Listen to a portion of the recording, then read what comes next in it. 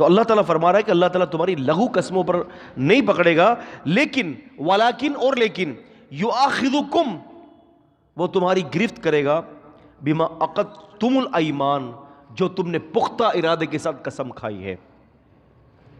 تم نے پختہ ارادہ کر لیا نا، پورے ذہن کو حاضر رکھتے ہوئے تم نے قسم کھا لی، اللہ کی قسم ایسا ہوگا، یا اللہ کی قسم میں یہ نہیں کروں گا، اور آپ نے قسم کھا لی اور اب آپ نے اس کی قسم کی خلاف ورزی کی ہے، تو پھر اللہ تبارک و تعالیٰ جو ہے آپ کا معاوضہ کرے گا.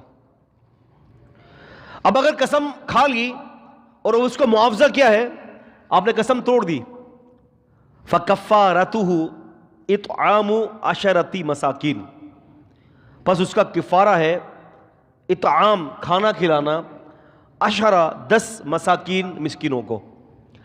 یعنی آپ نے اگر پختہ عہد کے ساتھ آپ نے کوئی قسم کھا لی کسی کام کرنے کی اور آپ وہ کام نہیں کر سکے، آپ نے قسم توڑ دی، تو پھر کیا کرنا ہے؟ 10 مسکین کو کھانا کھلانا ہے. من اوسط مما تطعمون اہلیکم، بالکل وہ کھانا جو اوسط درجے کا ہوتا ہے جو تم اپنے گھر والوں کو کھلاتے ہو. ایسا نہیں ہے کہ اگر آپ نے قسم کھا لی اور قسم ٹوٹ گئی ہے، اب قسم پورا کرنے کے لیے 10 آدمیوں کو وہ کھانا کھلا رہے ہو کہ 5 اسٹار سے آپ جناب علی کھانا منگوا رہے ہو اس کے لیے.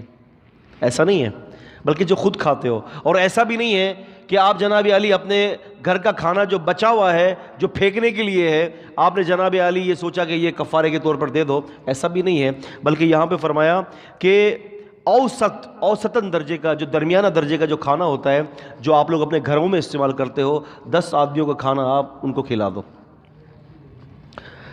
او کسوتہم، یا پھر ان کو کپڑے پہنا دو. 10 آدمیوں کو کھانا کھلا دو یا 10 آدمیوں کو کپڑے پہنا دو. او تحریر رقبۃ، یا پھر اس کی جگہ پر اگر دونوں میسر نہیں ہیں تو پھر غلام آزاد کر دو، غلام آزاد کرو.